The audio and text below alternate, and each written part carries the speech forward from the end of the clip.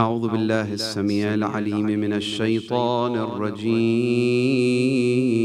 بسم الله الرحمن الرحيم. صلى الله عليك يا سيدي ويا مولاي يا رسول الله، صلى الله عليك وعلى أولادك المعصومين، صلى الله عليك يا سيدي ويا مولاي يا أبا عبد الله يا رحمة الله الواسعة ويا باب نجاة الأمة، يا عبرة كل مؤمن ومؤمنة غريب،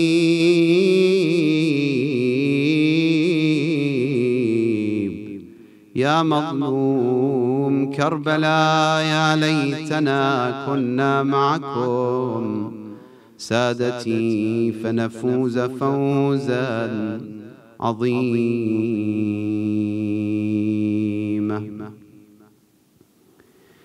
قال الله سبحانه وتعالى في محكم كتابه الكريم: بسم الله الرحمن الرحيم.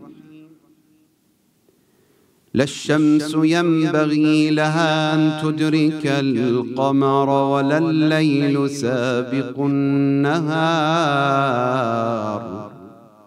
وكل في فلك يسبحون. طيبوا أفواهكم بذكر محمد وآل محمد. اللهم صل على محمد وآل محمد. ليكون هذا المجلس مخلصا ومخلصا لوجه الله. الثانية: اللهم صل على محمد وآل محمد. لنحظى بعناية بقية الله الأعظم روحي وأرواح العالمين لتراب مقدمه الفداء. الثالثة: اللهم صل على محمد وآل محمد. D'ici peut-être 2 jours, on doit terminer le dua avec lequel on a commencé de notre noble prophète pour le premier jour de Shahr Muharram. Si vous vous rappelez, on a commencé avec ce dua. On est arrivé à cette partie. Anta alladhi sajada laka sawadul layl. Il s'adresse à Allah subhanahu wa ta'ala. Il dit Anta alladhi sajada laka sawadul layl. C'est pour toi que, en fait, le sawad, c'est darkness, l'obscurité ou noirceur de la nuit a prosterné pour toi. Anta alladhi sajada laka sawadul layl. C'est une question à poser. Qu'est-ce que ça veut dire? Est-ce que la noirceur ou l'obscurité de la nuit, il prosterne? Wa nourun nahar, et la lumière de jour. Wa daw'ul qamar, et la lumière de ahsantum, et la lumière qui vient de la lune. Wa shu'a'u shams, rayon de soleil, c'est ça? Wa dawiyul ma, le bruit qu'on entend de l'eau. Wa hafifu shajar. Ya Allah la sharika lak. Subhanallah, je ne voulais pas ouvrir cette question, mais là, je viens de penser à une chose. Si vous me permettez, avant de commencer à traiter ce dua et d'avoir des échanges, juste rapidement, une anecdote que je voulais vous raconter. Il y a peut-être 13 ans ou 14 ans, j'ai voyagé de Paris vers Toulouse. J'avais quelques majlis à faire. Rapidement, je vous le dis, parce que peut-être certains parmi vous, ils l'ont déjà entendu cette histoire. Dans le chemin, un homme à peu près 65 ans, 70 ans, je ne me rappelle plus, quelque chose comme ça. Et sa maman, 80, 90, quelque chose, cet âge à peu près. Ils étaient devant moi. On a parlé comme ça. Vous savez, des fois, les chaises, ils ne sont pas comme bus, c'est plutôt comme salon. Je ne sais pas, est-ce que vous voyez ce que je veux dire? Donc, on a discuté. Et le monsieur, il dit, je ne crois pas en Dieu, comme les chrétiens croient. Et la maman, elle dit, monsieur, apparemment vous croyez, si vous pouvez convaincre mon fils pour qu'il croie. Et une petite discussion. Après, lui, il commence à parler, il dit, écoute, Dieu qui s'assoit sur une chaise où l'arche trône, et qui regarde de là-haut et avec son bâton, désolé, et la barbe, je ne sais pas comment, ça, je ne peux pas accepter. Pour moi, Hafif al-Shajar, ça représente Dieu. Exactement ce qu'il a dit, cet homme. Et après, quand on a parlé de l'économie, il a dit, je ne crois pas ni au système social, ni capitalisme. J'ai dit, alors c'est quoi le système que tu crois? Je lui ai dit, on a un shahid à Najaf qui a écrit Iqtisaduna il y a 55 ans maintenant. À l'époque, peut-être j'avais dit 40 ans, je ne sais pas combien. Donc, pourquoi je vous parle de ça? Les hommes sur cette terre, ils vont commencer à être à la hauteur de comprendre le message de l'Hujjah. Cet homme, quand il a dit « Moi, je ne crois pas à un Dieu qui s'assoit quelque part, il fait ça, etc. » Après, il a dit « Si tu me dis les bruits des feuilles des arbres et l'eau qui coule, et il a commencé à parler exactement de cette façon. C'est comme si il avait récité ce dua que je viens de réciter pour vous. أنت الذي سجد لك سواد الليل ونور النهار وضوء القمر. C'est ça, c'est signe de Dieu, tout ça. طيب. Maintenant, on rentre dans notre sujet.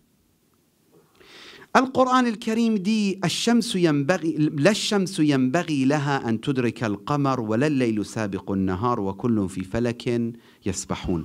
J'aurais souhaité voir si parmi vous il y a quelqu'un qui a étudié un peu l'astronomie ou pas.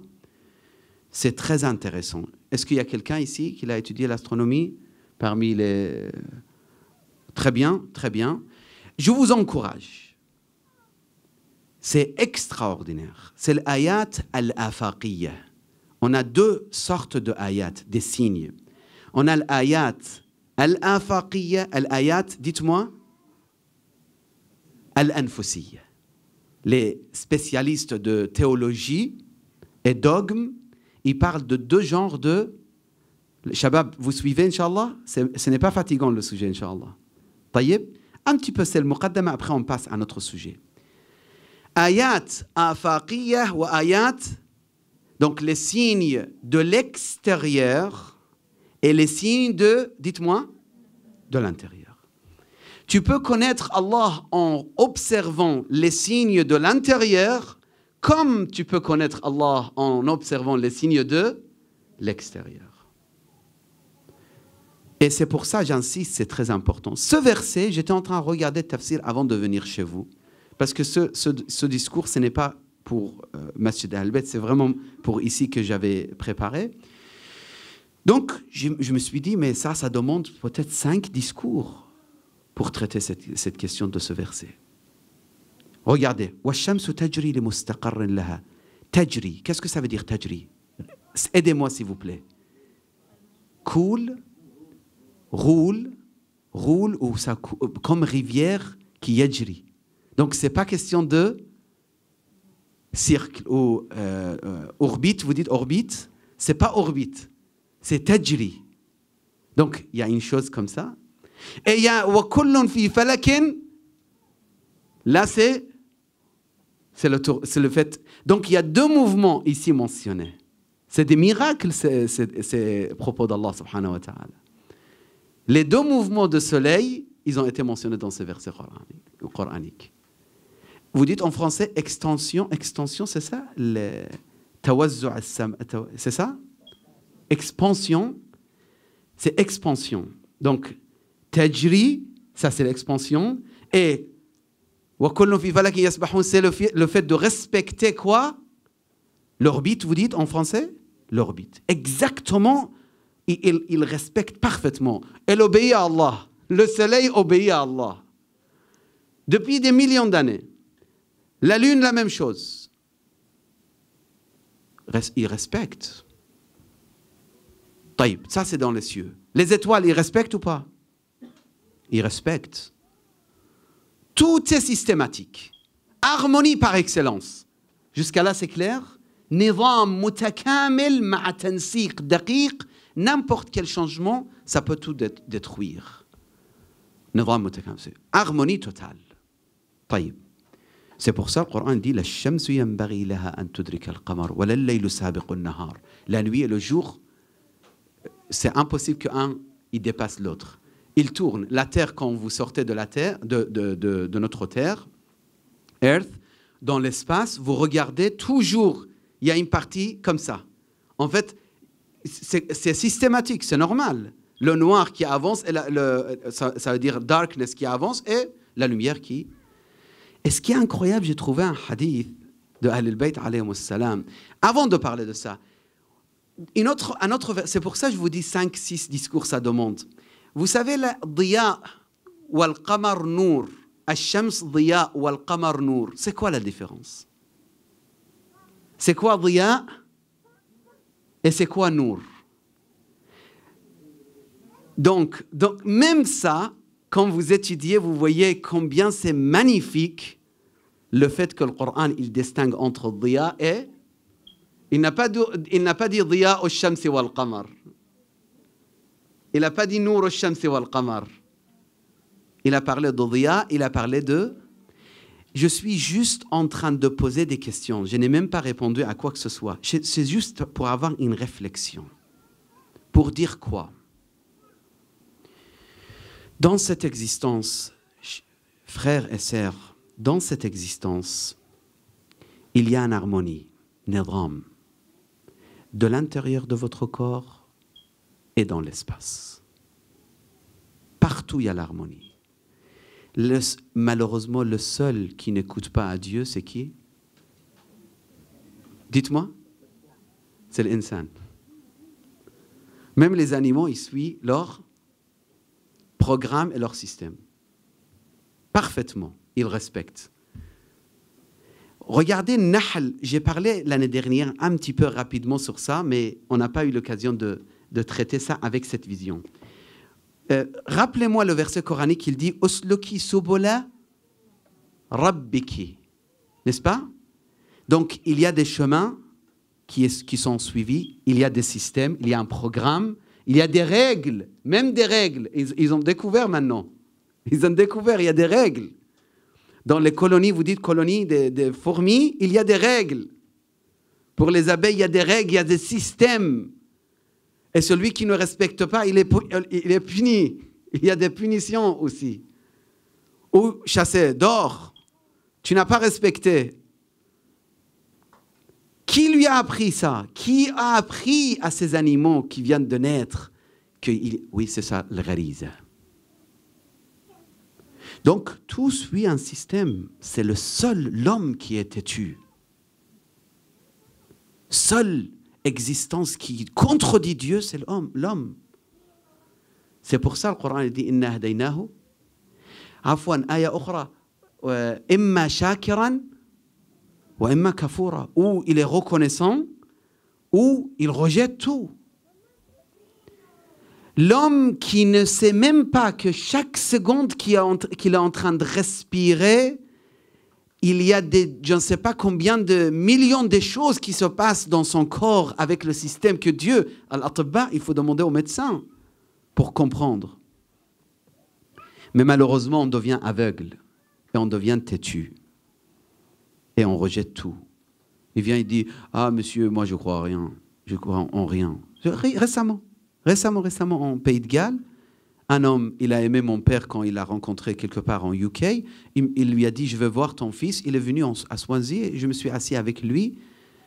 Un homme gentil qui a été protégé, sauvé d'un accident de je ne sais pas quoi. Finalement, il me dit, vous savez, en anglais, il me dit, vous savez, moi, je ne crois pas vraiment, mais je sens qu'il y a des miracles quand même. Mais je ne crois pas. Moi, je fais ma vie. J'ai visité 102 pays ou 105 pays dans ma vie. Je suis très content et je ne me suis pas marié. Je suis toujours libre. Je me sens bien. Taïb. Cet homme, pourquoi il est dans ce genre de catastrophe? Je me suis posé la question, je dis, mais tu as visité 102 pays.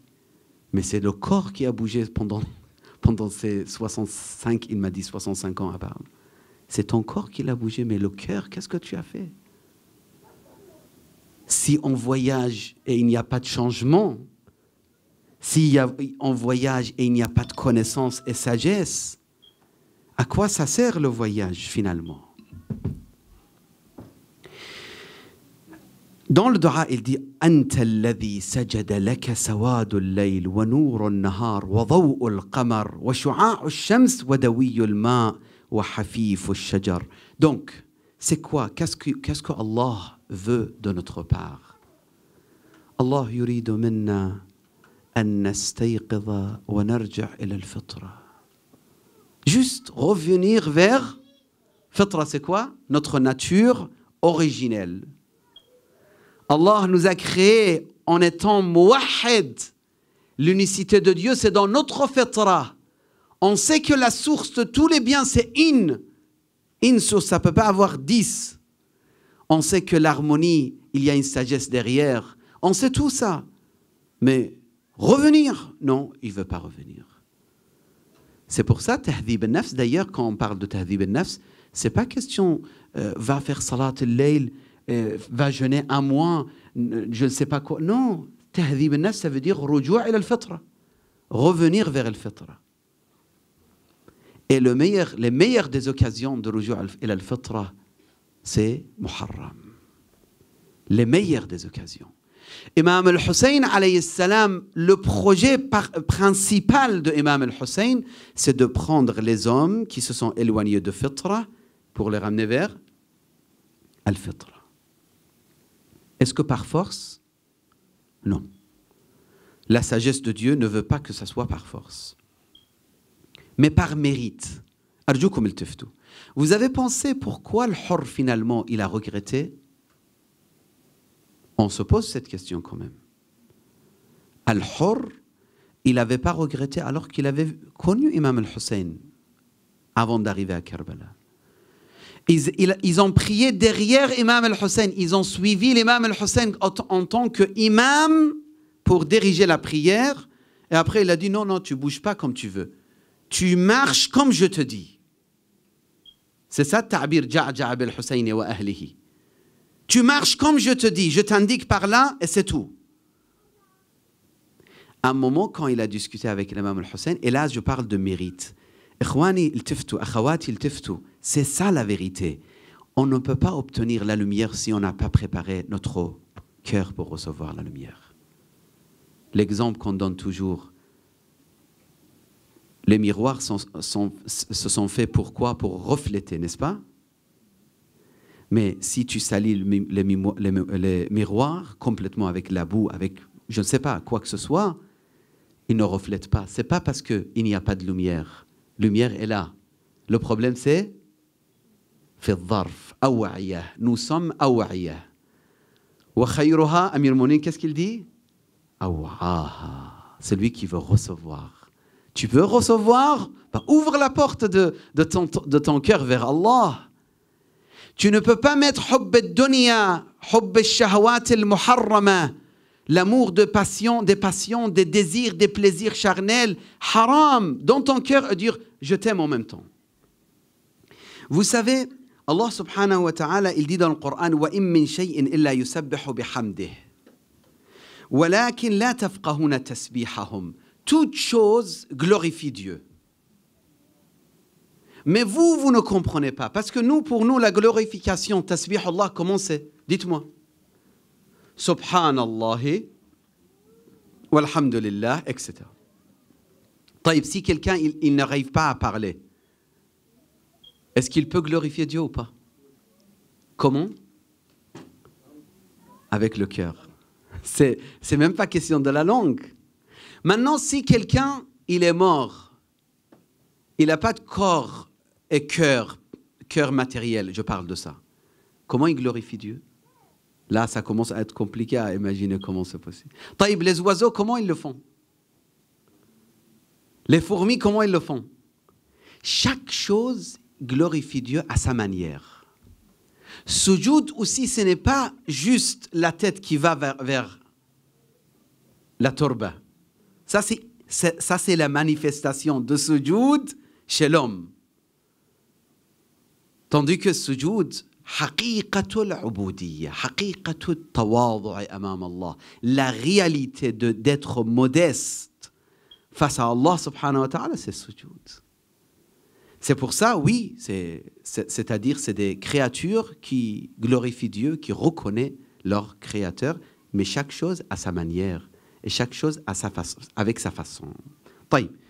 Je ne sais pas on était où, j'essaye de terminer. Donc, notre but final, comme Imam al-Hussein, il voulait faire, il voulait ramener les hommes vers Dieu.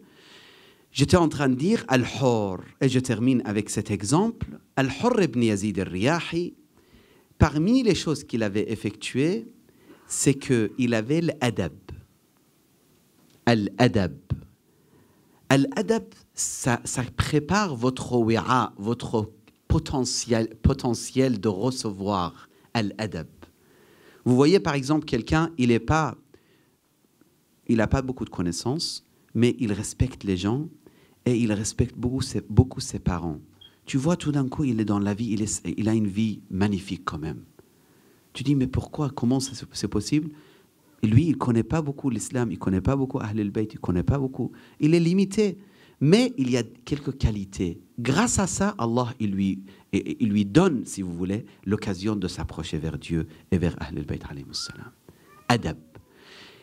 Où on parle de adab de Hurr. Hurr, à un moment, il a discuté avec l'imam al-Hussein. L'imam al-Hussein, apparemment, si je ne me trompe pas, de mémoire comme ça, il lui a dit « Thakalatka ummuk ». Thakalatka ummuk, comment vous traduisez en français? Que ta mère soit en pleurante ou pleurante pour toi, en deuil pour toi. Yani, que tu sois mort et que ta mère, quoi? Te pleure. Vous savez, le Hurr, qu'est-ce qu'il a répondu? Vous savez, vous le connaissez l'histoire. Qu'est-ce qu'il a répondu? Il a dit, je ne peux pas te répondre parce que ta mère est Fatima az-Zahra. Allahumma salli ala Muhammad wa ali Muhammad. Donc il a compris quelque chose, le Hurr. Il a compris que Fatima bint Rasulillah, il a une place particulière auprès d'Allah subhanahu wa ta'ala. Je ne peux pas dire ce que je veux. Shemr, il n'a pas compris. Ubaydullah, il n'a pas compris. Omar ibn Saad, il n'a pas compris. Harmala, il n'a pas compris. Parmi eux, il y avait des hommes qui étaient à Safin avec Amir al-Mu'minin, mais ils n'ont pas compris. C'est pour ça, Al-Hurr, le jour de Ashura, il s'est rapproché vers Sayyid al-Shuhada, vers les tentes de Ahl al-Bayt. Au début, il regardait de loin. Il se posait la question, qu'est-ce qui va se passer, ya Allah? Est-ce qu'ils vont tuer Sayyid al-Shuhada? Est-ce qu'ils vont attaquer les tentes de Imam al-Hussein? Il s'est posé la question. Il s'est rapproché d'un de ses amis. Il a dit, mais qu'est-ce qui se passe? Pourquoi on est en train de se préparer? Vraiment, on va attaquer les Qiyam, les tentes de Hussein? Vraiment, on va attaquer les tentes d'Aoulad al-Zahra, les enfants de Fatima? Est-ce que vraiment on va tuer les enfants de Rasulullah? Il s'est posé des questions. Et Omar ibn Saad, il lui a fait comprendre, oui, aqalluhu, le minimum, ça sera couper les mains et couper les têtes. Là, Hurr, il a commencé à trembler et il est parti vers les ennemis en disant, Allahumma anni ilayka munib. C'est-à-dire, oh mon Dieu, je te demande pardon, je regrette tout ce que je fais. Il a levé ses mains, il est parti vers Abu Abdullah al-Hussein. Ya Abu Abdullah, li min tawba. Est-ce qu'il y a la possibilité que je demande pardon à Allah? Imam al-Hussein, le généreux, le fils de notre noble prophète, le fils de Ali, le fils de Fatima, il lui dit, Na'am, in tubta taballahu alayk. Assalamu alayk ya Aba Abdullah, ayyu karamin hadha. Je termine mon majlis avec une phrase. Imam al-Hussein, il a permis à Hurr de partir et de défendre Ahl al-Bayt. Al-Hurr, il a été tué. Il est tombé par terre. Imam al-Hussein, il a dit, Anta hurrun, tu es libre fi dunya wa sa'idun fi l'akhirah. Tu as le bonheur absolu à l'au-delà. Après, quand Imam al-Hussein, il a été tué, Ashab al-Hussein, à un moment, Omar ibn Saad, il a ordonné les ennemis de Dieu de partir avec leurs cheveux sur le corps de Ahl al-Bayt.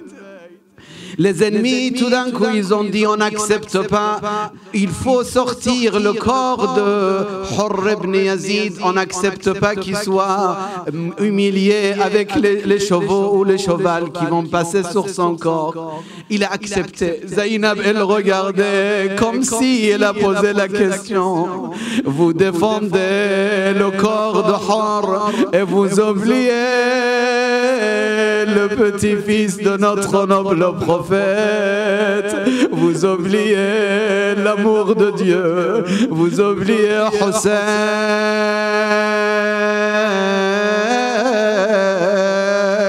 Assalamu ala al-khadd al-tarib. Assalamu ala al-wajh al-khadib.